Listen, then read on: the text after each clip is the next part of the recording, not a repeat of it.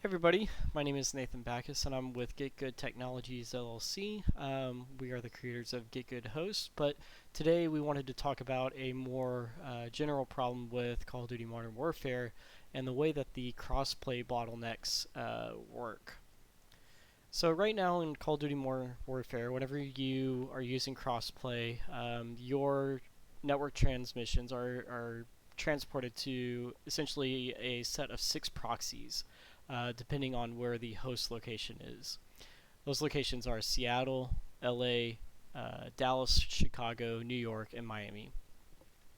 There's nothing else other than these 6 in the United States, and once again, they are dependent on where the location of the host is and how well it pings to other locations to be assigned to them. But before we get into that, let's talk about something that everybody else is also talking about, which is simply um, private games are hosted at 12 hertz or ticks or packets per second, whatever vocabulary you want to use.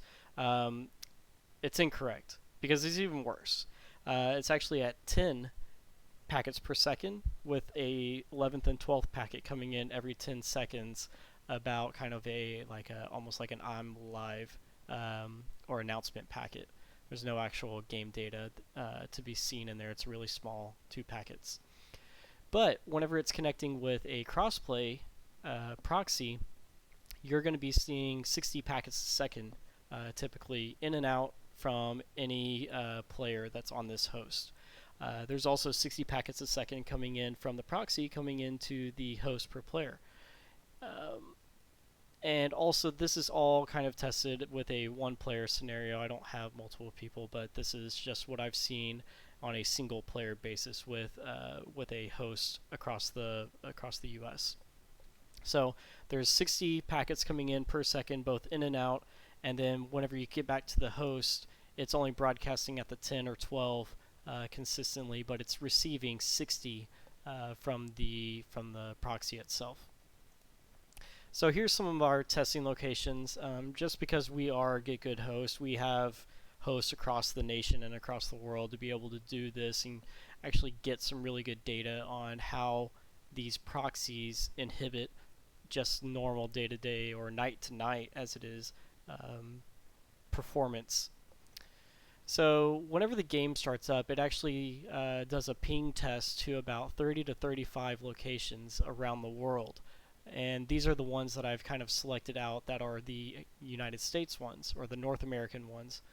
And you can see that there are more ping locations than there are proxy locations, because there's only 6 proxy locations.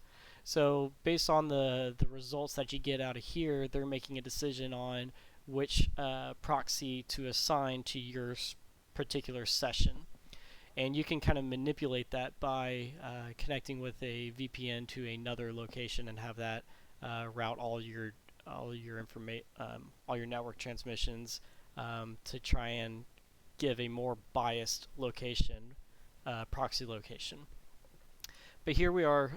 We have a kind of a set list of locations. I've highlighted the ones where you're not necessarily in the host city, but you're kind of close, or you may have good routing to it. So, like South Carolina uses Miami, Virginia uses New York, and Omaha uses Chicago. Columbus uses Chicago. If you were connecting with a PC to these PC hosts, you wouldn't have to be using these proxies. But since crossplay requires it, you have to go through them. So here's the real question that people have: like, other games use proxies, yes, but a lot of them are actually kind of opt in order to mask your IP. Whenever you're doing a console, like a PlayStation to PlayStation, it doesn't mask your IP or go through a proxy or anything. That's direct IP. Same with PC to PC or Xbox to Xbox. This is solely for crossplay. I'm not sure the reasoning behind it. I'm sure there has to be some dependency on it because of the way that the different networks behave, or maybe there's different protocols. I'm not sure. But this is what I've seen, at least. So whenever we want to actually look at like in-game performance versus a direct connection and a proxy connection, here's just a very simple example. I'm connecting in from Dallas, because that's where I'm located, to Columbus.